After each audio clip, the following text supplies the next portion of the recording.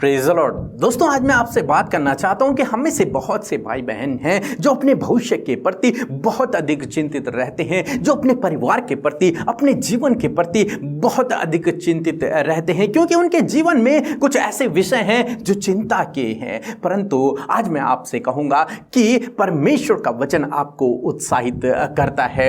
मरकुस रचित समाचार उसका 4 अध्याय और 38 पद, जहां पर कुछ इस प्रकार से लिखा है, पर वह आप पिछले भाग में गद्दी पर सो रहा था, तब उन्होंने उसे जगाकर उससे कहा, हे गुरु, क्या तुझे चिंता नहीं कि हम नष्ट हुए जाते हैं? आमीन।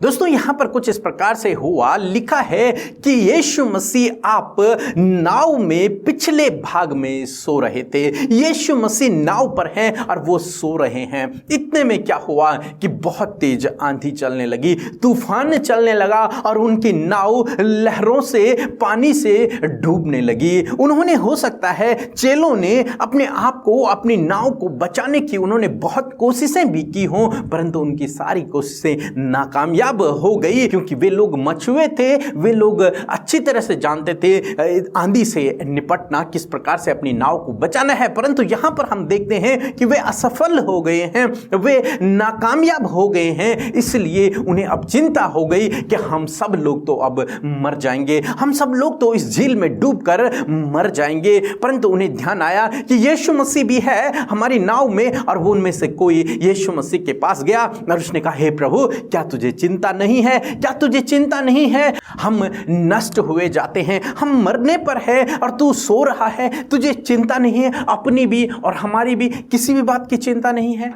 और हम देखते हैं प्रभु यीशु मसीह उठे, प्रभु यीशु मसीह ने उस आंधी को, उस तूफान को डांटा, उन लहरों को डांटा और सब कुछ शांत हो गया। सब कुछ शांत हो गया, पहले जैसा हो गया। दोस्तों, हो सकता है आज आप चेलों की तरह अपने जीवन में चिंतित हों, क्योंकि आप असफल हो गए, क्योंकि आप नाकामयाब हो गए, क्योंकि आपकी योजनाएं पूरी नहीं हुई, क्योंकि जो आप करना चाहते थे वो आप न कर सके, या फिर किसी भी कारण से आप इन चेलों की तरह चिंतित हो गए, घबरा गए। और आप भी सोच रहे हैं कि प्रभु को तो हमारी चिंता है ही नहीं, प्रभु को तो हमारी चिंता है ही नहीं। यदि उसे हमारी चिंता होती तो ये तूफान ना आता, ये बाढ़ ना आती, हमारी नाव डूबने पर ना होती, परंतु उसे हमारी चिंता है ही नहीं। परंतु मेरे दोस्तों, मैं आपसे कहूंगा कि ये आपको लगता है कि उसे आपकी चिंता नहीं है, परंतु मैं आपसे कहूंगा कि वो आपकी नाव पर सवार है। प्रभु यीशु मसीह आपकी नाव पर है। आपको लगता है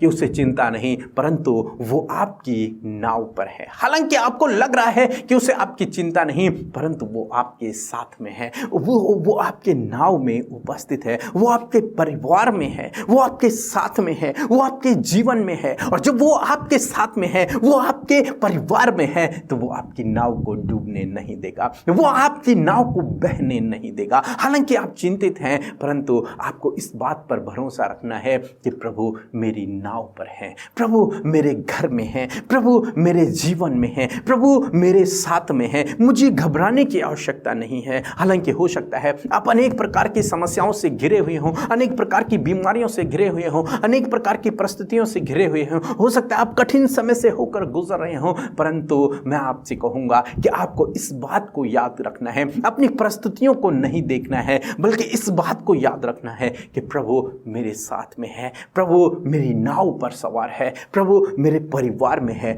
प्रभु मेरे जीवन में है। और जब आप इस प्रकार का विश्वास रखते हैं तो वास्तव में प्रभु आपके जीवन में इसी प्रकार से कार्य करते हैं और आपके जीवन के उन आंधी तूफानों को, उन बाढ़ों को, उन लहरों को, उन समस्याओं को, उन बीमारियों को दूर कर देते हैं। इसलिए दोस्तों, कठिन समय में ये न सोचें कि प्रभु आपके साथ में नहीं है, कठिन समय में ये न सोचें कि प्रभु को आपकी चिंता नहीं है, बल्कि ये सोचें कि प्रभु आपके घर में है, बल्कि ये सोचें कि प्रभु आपके साथ में है, बल्कि ये सोचें कि प्रभु आपकी नाव में है, वो आपकी नाव का खेवनहारा, आपकी नाव को पार लगाने वाला प्रभु आपके साथ में है।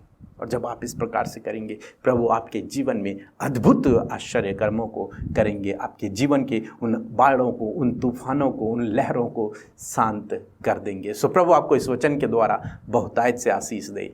आमीन। दोस्तों, यदि आपका कोई भी प्रार्थना निवेदन है तो आप हमें कमेंट्स में भेज सकते हैं। हमारी पूरी टीम आपके लिए प्रार्थना करेगी।